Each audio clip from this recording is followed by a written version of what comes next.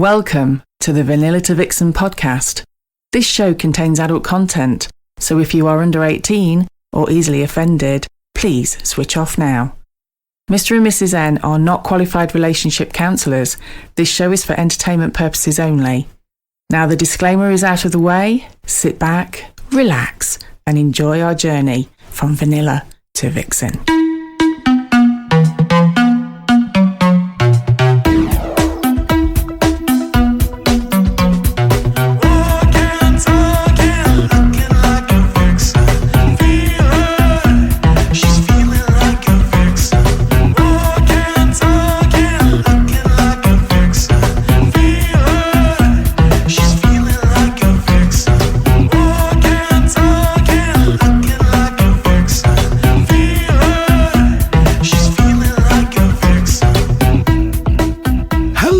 Welcome to episode 195 of Vanilla to Vixen. We are your hosts, Mr. and Mrs. N, and also sometimes known as the Naughty Couple. Hello, Mrs. N. Hello, Mr. N. Joining us now this week for a very, very special chat, introducing her big new event. I'm so excited. It's one of our favourites. It's Crimson Rose. I'm sure you say that to everybody. I do. No. I do. I am the Bruce Forsyth of the swinging world. You are my favourite. That's it. He always used to say that for people of a certain age. Now, I do have a little message here before we start. This is from the cool guy 75. So he spells it with a K. The cool guy 75. As in Cool in the Gang. I think he is. I don't know how cool he is. I don't know. But he sent us this message. It's a little story. The daughter said, "Dad, remember when I killed that butterfly and you said, no butter for a week? And then I killed that honeybee and you said, no honey for a week?" And the dad nodded and said, "Yes, I remember that." So she then said, "Well, Mum just killed a cockroach. Should I tell her what's coming?"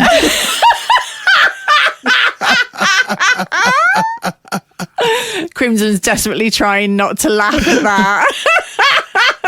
That was funny. I have a very specific sense of humour. Yeah. I hesitate to say.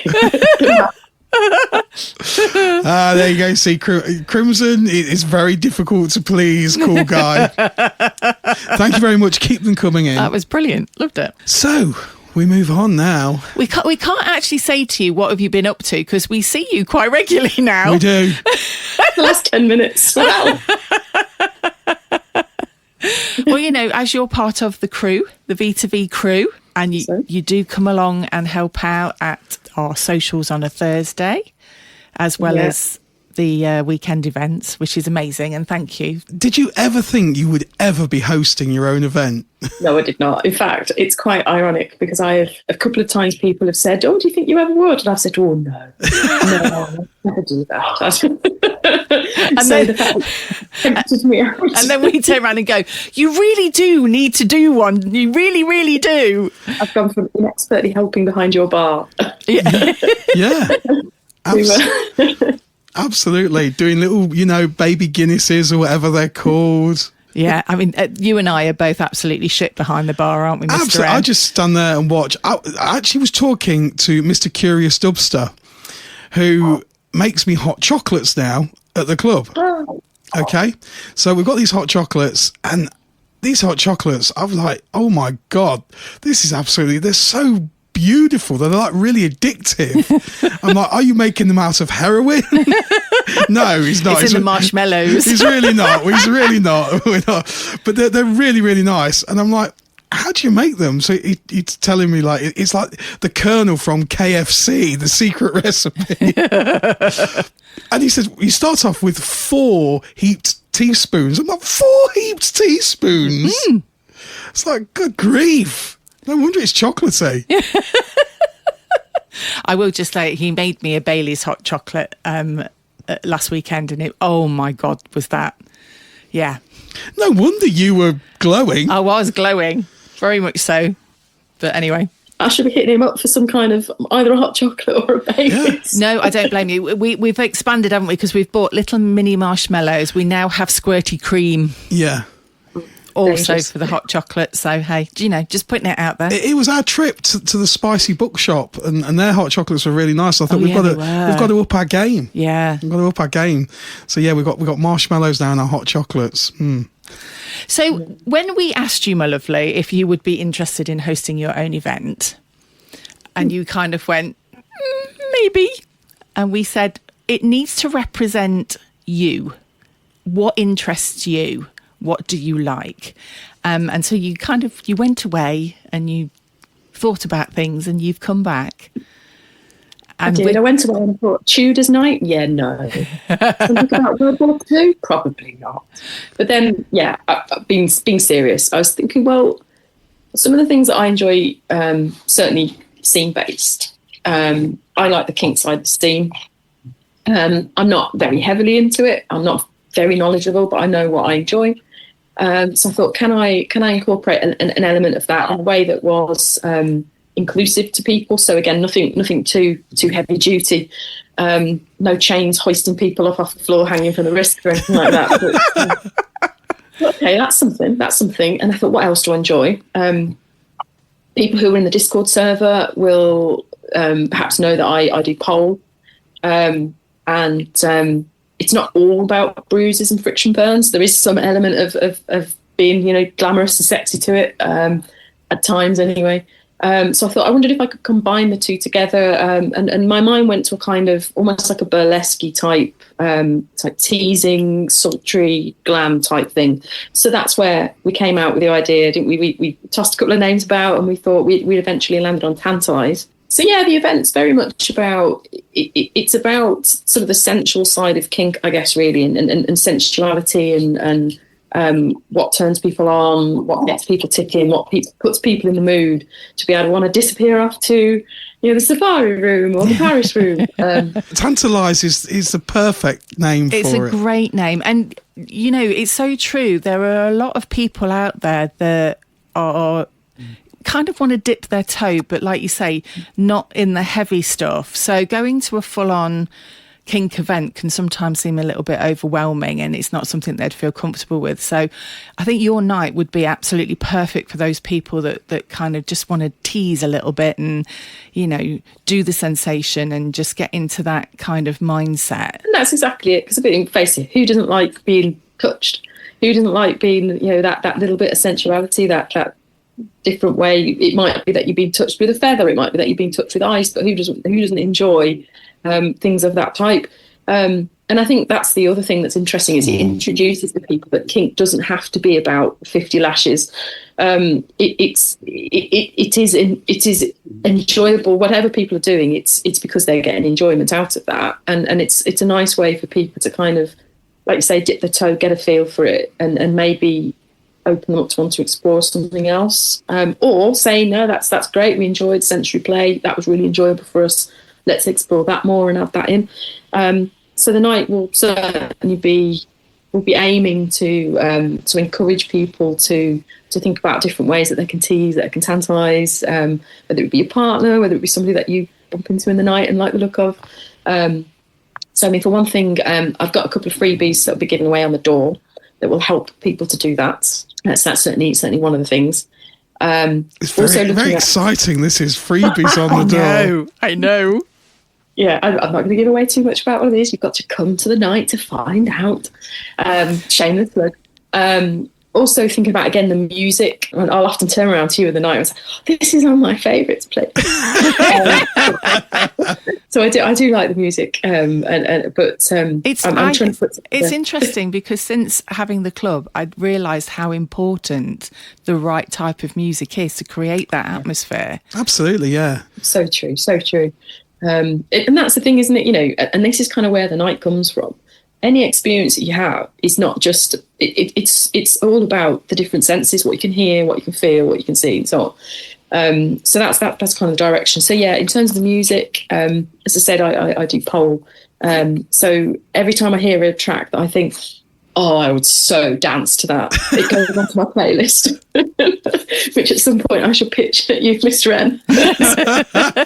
Something with this, make it be something I can use on the mic.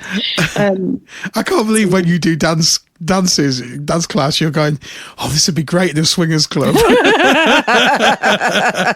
There's more crossover than you might think.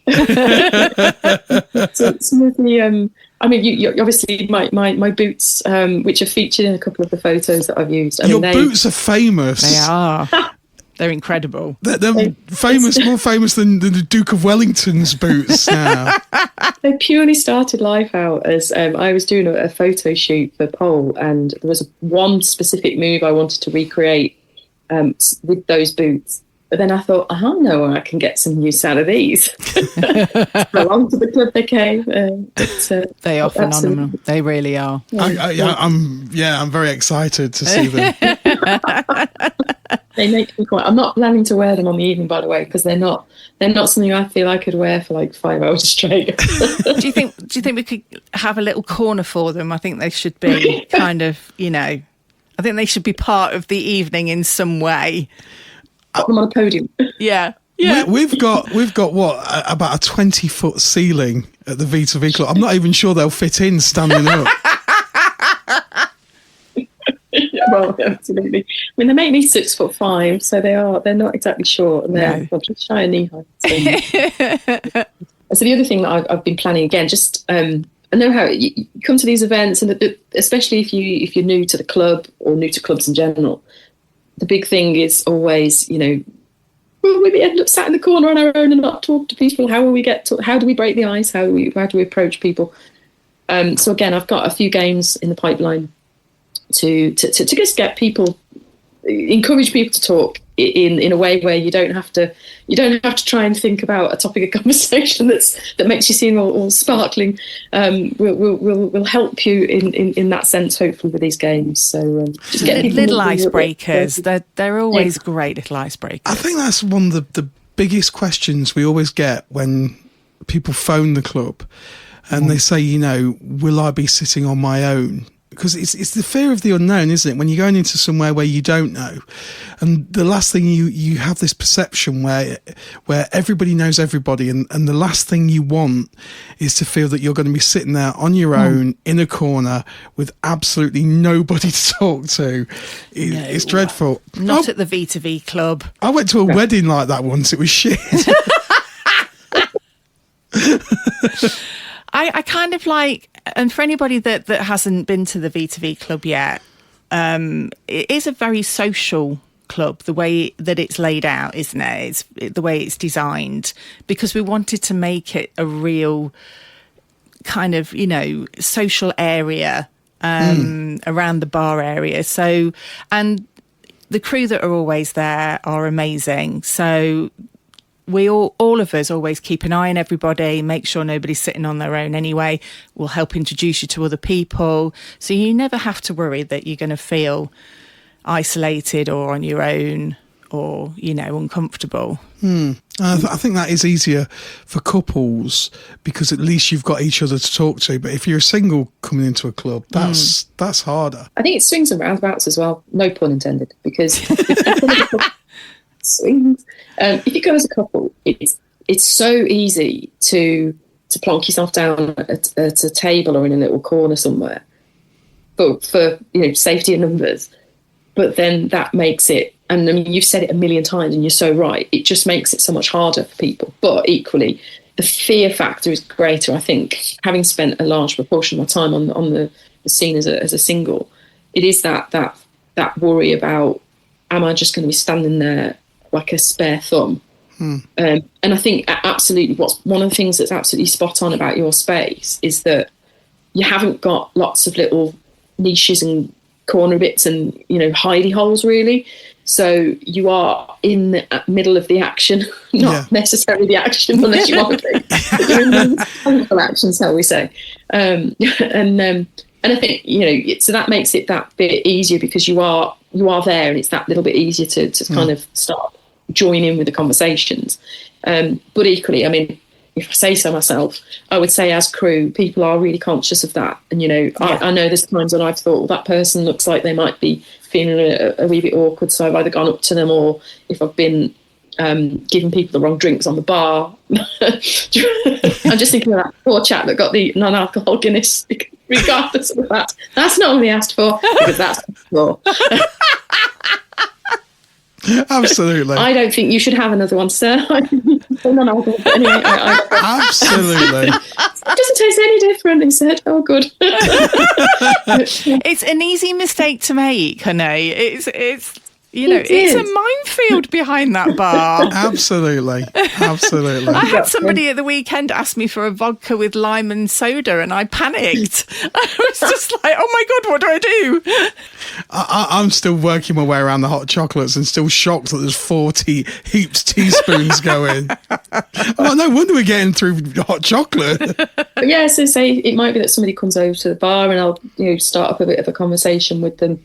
Because, yourself, we've all been, whether it's swinging or not, in a scenario where we felt a bit awkward and like you don't know how to chip in. Yeah. So no, it's not a club, I don't think, where anyone hopefully would ever feel left out of things. Yeah. Absolutely. And the other thing, which is slightly unusual with your event, is it's going to be a dress down event. It is, absolutely. So, yeah, again, just thinking in terms of theme, whereas normally it's you're dressed to impress, you come in your dress, your trousers and shirt, what have you. We are encouraging people to, from the very beginning, to go dress down and to kind of give it your best shot and reveal all, I guess. This is really exciting. It is really exciting. I'm super looking forward to this. Because it kind of gives you ideas, ways to dress up even though you dress down. Yeah. Yes. So, like for guys, it could be, I don't know, like a bow tie with matching boxers. Yeah. You can even get the cuffs. You could get the cuffs, the bow tie, and the boxers. I don't know. This is just my idea. Masks. Maybe. Yeah. Like masquerade type masks. Mm-hmm. I do find it interesting because, and I've talked about this recently, about how I'm not particularly, don't feel that comfortable in underwear. And I always would prefer to be in a towel, but I'm getting a lot better, as Mr. N's bank balance now knows. But it's interesting when I've spoken to other people, and I was talking to the lovely Mr. Mojo not that long ago, and he was saying that he likes to have a towel just draped over his shoulder, which is a bit like a comfort blanket, which makes him feel more comfortable when he's walking around in his boxers. So, and I think some women who may feel that they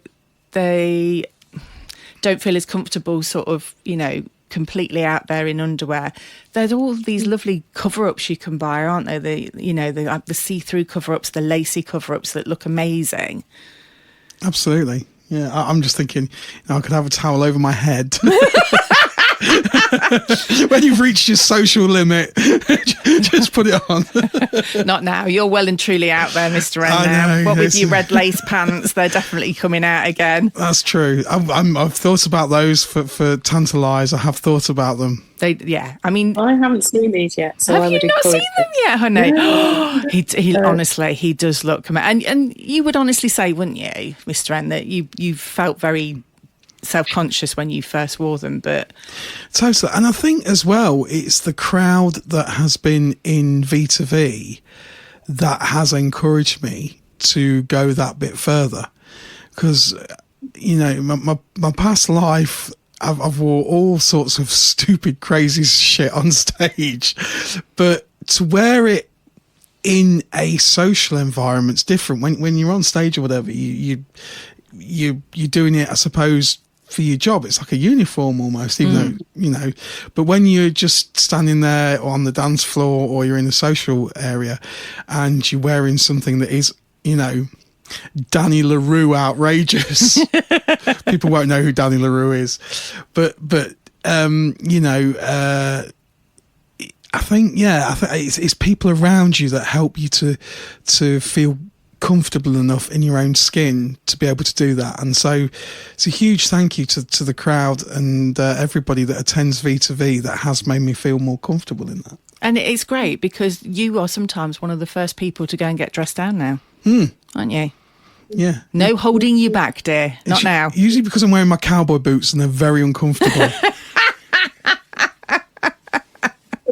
That's what the motivation is. That is, it's there. But I think that's really interesting what you just said there in terms of the comparison with work. Because you're right. I think, especially doing the kind of job you used to do, it's a persona, isn't it? It's not the real Mr. M up there. It's a mask that you wear. Yeah. But it's that contrast because obviously in the swinging world, you're trying to be the complete opposite. It's the one place where you have the ability to feel completely yourself. Yeah. And people want to connect with you, the true you, not a mask, not a persona. So I think that's really interesting because you are at your most vulnerable there.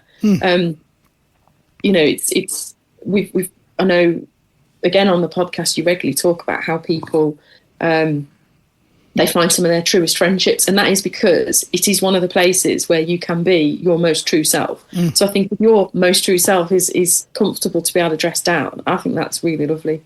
And you could be somebody who you are not in normal life. Like I can walk around in a kilt if I want to.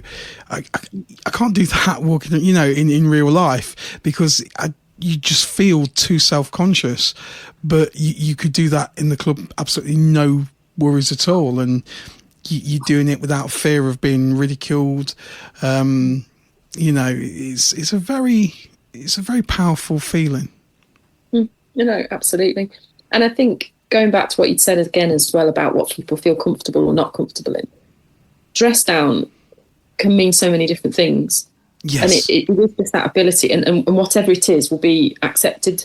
And people won't be thinking, what's that person wearing that thing for? It might be a body stocking. It might be a bra and knicker set. It might be a corset or a basque or a teddy, or like you said, it might be my onesie.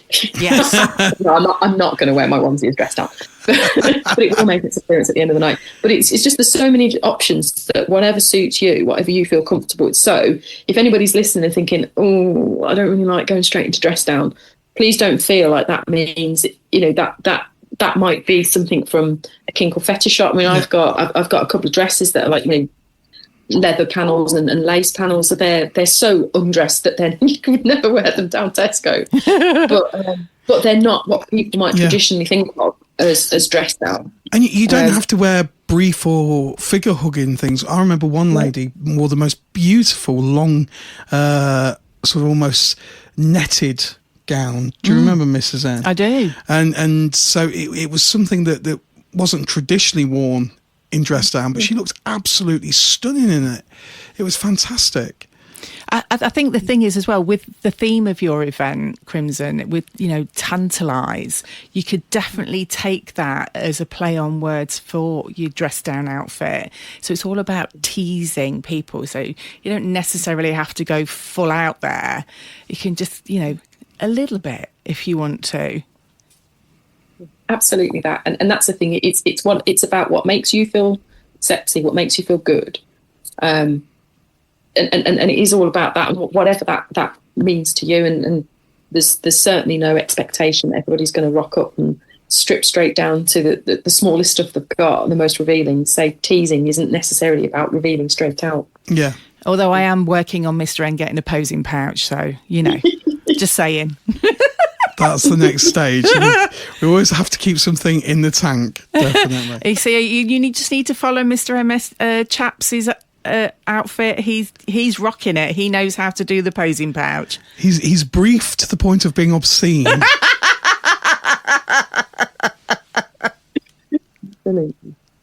I need to keep my outfit still. I have a couple of ideas. Partly driven, I have to say, by Mrs. N to our trip to Ann Summers. Yes. I've got a couple of things in mind, but I'm not quite sure what I'm going to go for myself yet. I can't really use that shopping trip to be inspired to wear anything because I just bought a big bright yellow banana bowl. You did, yes. Yeah, no, that's not what I had in mind. I know I said flexibility and, it doesn't have to mean what you think, but I wasn't thinking about that. We were just going to kind of hold it over a certain area. Was that where you were going with that? You could, yeah. Well, I think Tantalise is just going to be an amazing event. It sounds sexy. It sounds sultry.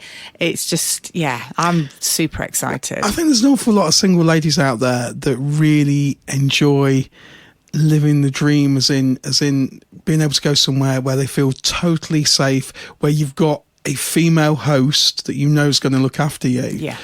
And you can really live, you can be that person that you want to be, that you probably don't get to be for 7 days, 6.5 days, 7 days a week. And for those few hours at V2V, you can be that rock star that you want to be, Absolutely. The hope of the event is that people will feel in a safe environment to maybe try out things that you say as a single you might not have the opportunity to try, and you might not feel 100% safe to try with somebody. You might not always think in a one-to-one in a hotel room or something like that, oh, I'm happy to stick a blindfold on or let somebody cuff me or something like that. Yeah. But in a club environment where you know that you've got people around you who will be looking out for everybody and keeping people safe, it opens that opportunity up. Absolutely. So, no, absolutely. That. And can people bring toys and things to your event? Oh, yeah, absolutely. Please do. I've got a couple of things that I've got of mine earmarked to potentially bring along. Not dog Brilliant. Toys, are they? You can. No, although I was before the podcast, I confiscated all of my dogs. He's sat here grumbling away because he's not sat next to me. I've confiscated all of his noisy toys. Oh, bless him. If we suddenly hear squeakers coming from the Egyptian room. That would be hilarious. That one someone to go into the bag. Whoops. No. So tell everybody, Crimson, so what date is your event?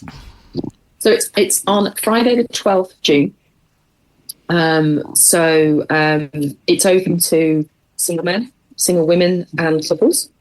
I've always been, it's nice to know that the event is open to everybody. If people are interested, want to find out more information, if you're on Fab, there is a thread on the go in the forums, or please do drop me a message on my profile, and I'll be happy to answer any questions. If you're on Swing Club, I have created a page, Tantalise. So again, join up by all means, or drop me a message.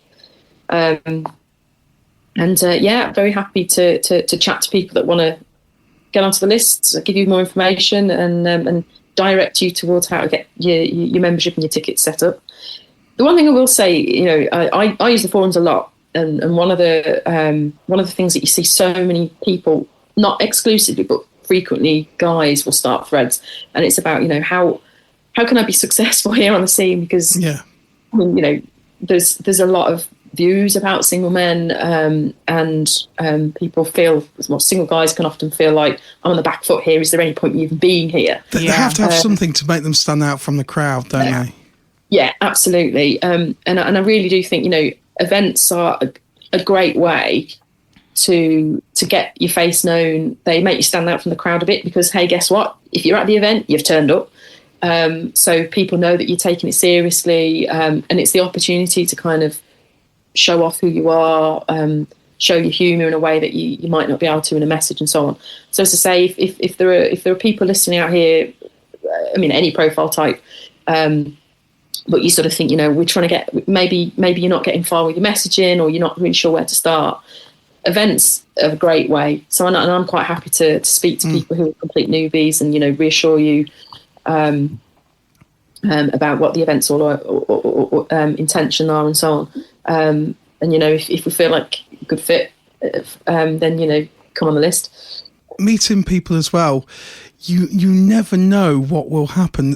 We've spoken to guys out there who have openly admitted that they've been looking for partners with similar interests in the lifestyle. We've had that this week, haven't we? We literally did a validation for somebody, and they openly kind of admitted that they were looking for that little bit more. And there's no reason why that can't happen at an event. You know, we have a lot of single people that turn up to the club, and there's no reason why it has to always be casual. Obviously, it will always start off as a casual thing, but there's no reason why there are other people there looking for more serious things.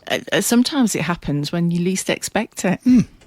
Mrs. N's already buying a hat. Shh.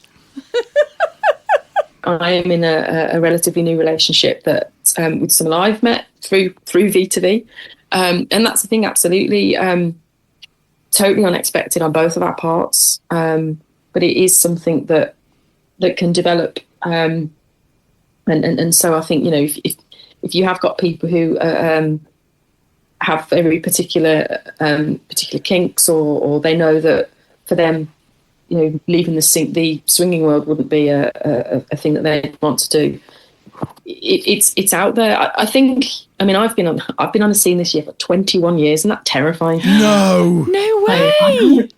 It's absolutely terrifying to think about that. But over that time, I've seen so many changes, and one of the things I've seen is how people are using it very differently. Yeah. And I think people are a lot more. I see so many people, again, you know, come across a lot of profiles in the forum and things, and they are people who are saying, whilst I am happy to swing, I am looking for either predominantly or as a side thing, I am also open to dating and a relationship partnership. So I think more people, you go back 20 years, that would have been a really taboo thing. Like, well, what are you here for? Yeah, absolutely. Yeah. That's a really good, valid point. I mean, now it's almost done a 180 where the likes of Tinder is almost more casual than swinging. Yeah. Because you go swinging now, people go into a club expecting just that social interaction to begin with. Yeah. Whereas Tinder, you hear some people talking now where it really is ultra casual and just people just after sex. And swinging has more almost. It's weird when Tinder's more casual than fab. I think the interesting thing is, and I think Crimson might agree, because we've talked about this on previous podcasts with you, Crimson, where and you have openly admitted that, you know, you've been a single female, then you've got into a vanilla relationship, and so gave up the hobby for a short time. And there are people there, I think, once you get into the hobby, you start learning more about yourself, and you do find out there's certain kinks and things that you like. And so it seems like a natural thing to meet somebody within the hobby who has the same interests. Otherwise, I suppose you get into that scenario where it's like, well, do I have to suppress it? Do I have to just shelve it for a while? And it's like, and if you do that, are you being totally honest with yourself and also, you know, your partner? And it's like, is that something that is, could it turn into a disaster because of that reason? I don't know. There's whole... I suppose as well, you've got that massive thing that you don't have to tell your brand new partner that you were involved in swinging. Yeah. I suppose if you meet somebody in that, you've already bypassed that, haven't you? Yeah, very true. And I think, I mean, whatever it is that you intend to do, because I say, when you're a single and you become part of a couple, you're a new entity. Yeah. That sounds very clinical, but you know, you're no longer that. You're a completely different dynamic now. So whether you intend to play or not, and how you intend to play, and things like that, regardless of all that, because you've got so many different dynamics out there. But I think the swinging scene encourages honest conversations before you even start as a partnership. So you get to know that person and you start having open and honest conversations with them early on. Yeah. So it's not like, I mean, I've never used Tinder myself, but I can imagine Tinder's like, oh yeah, no, yeah, marriage and kids, that's what I'm after. and so you're not meeting two as equals who are genuinely sharing each other's, you know, your honest intentions and things like that. But you know, the swinging scene, it's so common to have discussions about, I like this, don't go there, don't touch that, and I hate this. Yeah. So you used to, from the very beginning, having really honest conversations, and that, what better, regardless of whether you stay on the scene, whether you play on the scene or not together as a couple, it sets you up beautifully, because what better foundation for any relationship, vanilla or not, than to be able to tell each other what you like, what you need, what you're unhappy about. It sets you up perfectly. Absolutely. The ultimate form of disclosure in relationships is swinging, really. Isn't it? Who'd have thought? Yeah, I've never thought of it like that. And it is very very, very fashionable at the moment, disclosure. And I bet if you were to speak to vanillas, though, and say, oh, you know, meeting a partner on the scene, I bet the perception would be, oh, that's a recipe for disaster. That's just going to go wrong if you start off, you know, in that position. But I think complete opposite. I really do. No, I think that's completely true. Me too. And you know, I'm a big believer that people that do end up getting together through the naughty hobby, I think, have a great foundation for a long and happy relationship. I wonder if it's the vanillas on the outside, like Crimson said, you do hear that kind of, oh no, you know, that's going to end in tears. I wonder if it's just that, again, because it's people on the outside that really don't understand the dynamics and how they work, and so they really do think that old-fashioned cliche of keys in the bowl. Oh well, you know, they're not going to be able to live without constant sex with millions of people. Yeah, we're all rampant rabbits, aren't we? Yeah. And there's still that perception, isn't there, that couples who swing that it's cheating. Yeah, that's that perception. Or say, you know, so I had somebody at work who was polyamorous and mentioned that in a work environment, and I was talking to a friend, a vanilla friend, about that, and that friend's comment was, what better way to tell everyone I am a dirty slapper than announcing that you're polyamorous? Now, I reckon, you know, obviously polyamory and swinging are different things, but they do segue sometimes. And I just thought, it just speaks volumes about anything other than traditional monogamous relationships. And this is something I've known for a very long time, really close friend, knows almost everything about my life except that. And that was the time when I thought to myself, you're right, your gut instinct to never tell her that you're a swinger was right. Because it's what she thinks. So yeah, that's still the perception that's out there. it is. But I mean, I think that's just down to ignorance. It is. It absolutely is. It is. And it is, like I said, the fashion this week is disclosure, because the news in America is all about the aliens, you know. But what amazes me, and this is kind of like this is on a parallel, so you've got to bear with me on this one. There's been huge news this week in the American government announced this disclosure. I don't know if you've heard about this, Crimson, at all.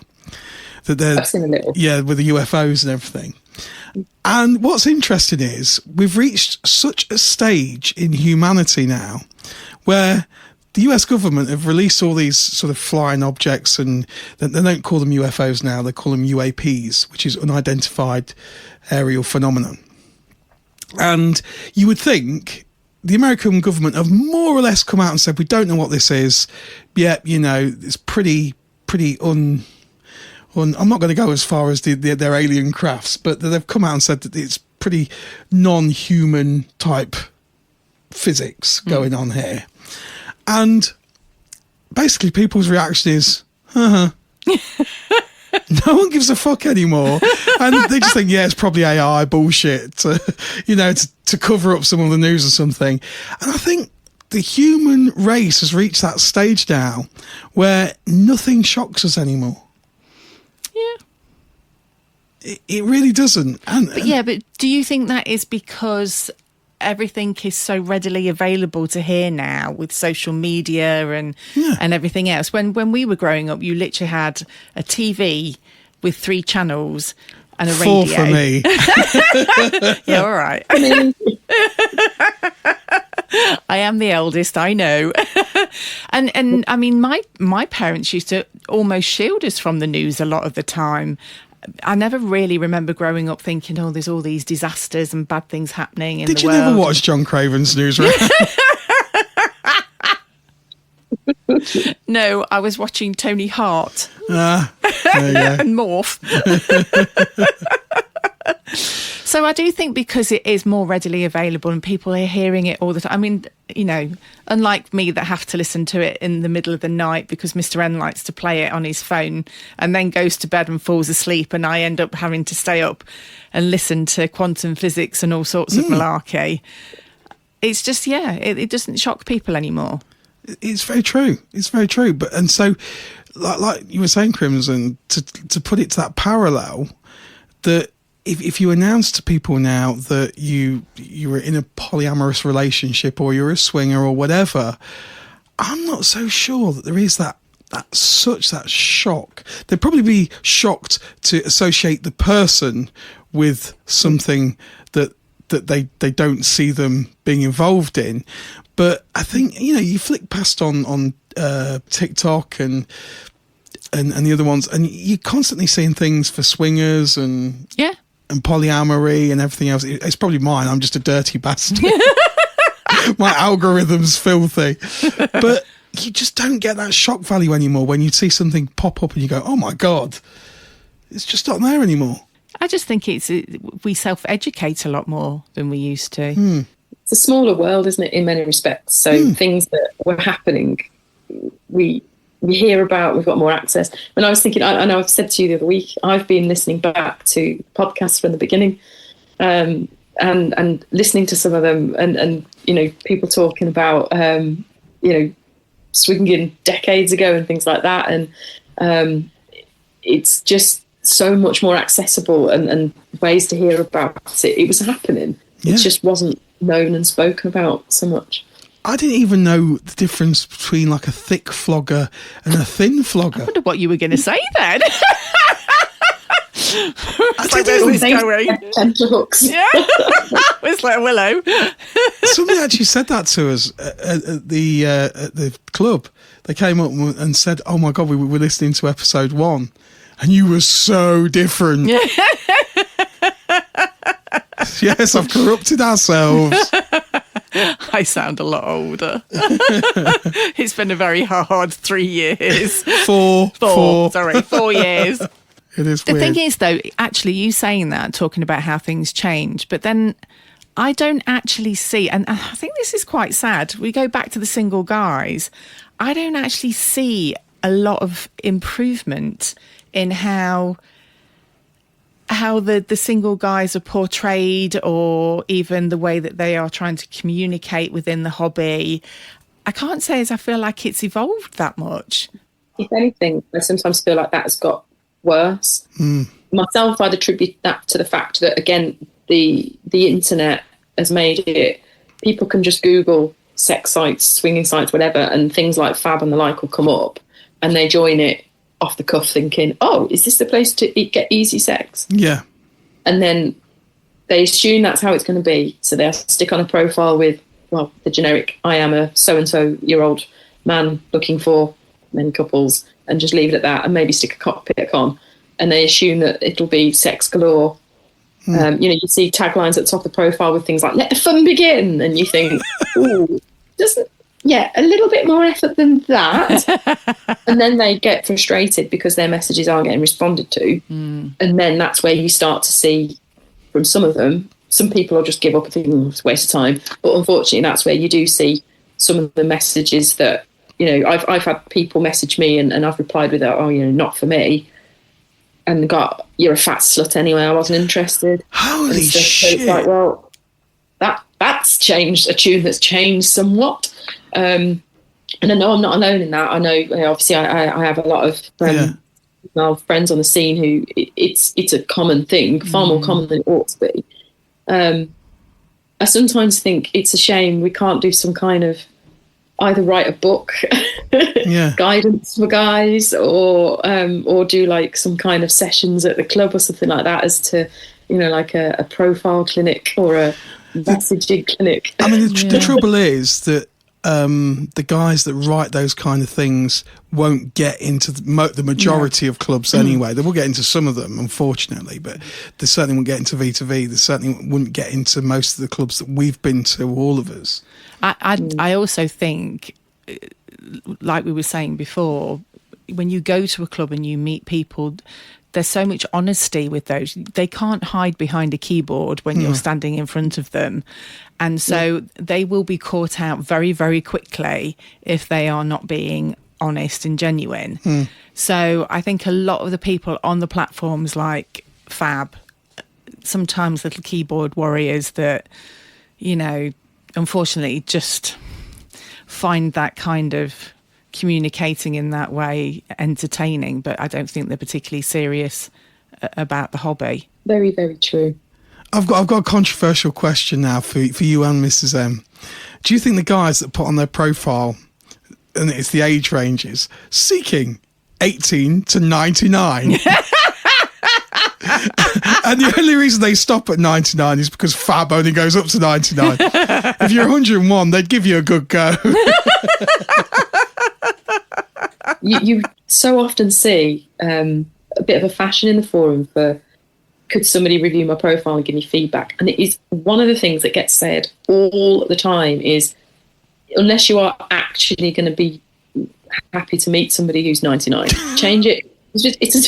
I mean, maybe they are. Do you know what? I'm going to make a concerted effort to keep healthy and well.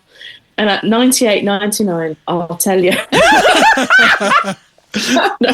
Listen, I'm going to be there a lot quicker than you, so we could do me as a tester first. I just picture the guys sitting there going, shall I drop that down to 98? No, I don't want to kind of slim down my chances. That's on the thread once. How old is the oldest person on Fab? And I think somebody did do, like, they started obviously with the 99s and went backwards until they found somebody. I think it was in the early 80s. So, which is, you know, fair play to them. Some people have far too much time on their hands. Oh yes, they really do, bless them. But you know, if that's what they want to do, if I can be in my early 80s and not necessarily swinging, but certainly doing things that I enjoy and getting out and living life like that, I would be happy. Absolutely. We're really proud that we've actually got couples on our database who are in their 80s. We're really proud of that. And, we love them. Yeah. We absolutely love them. We've got couples that come in and they just love the social side of stuff, and they come in and it's really open, and we've got couples that have been in the lifestyle for years and years and years, and to hear their stories, you know, it's absolute quality to be able to spend time with them and just listen to their stories. They're brilliant. I love the fact that when you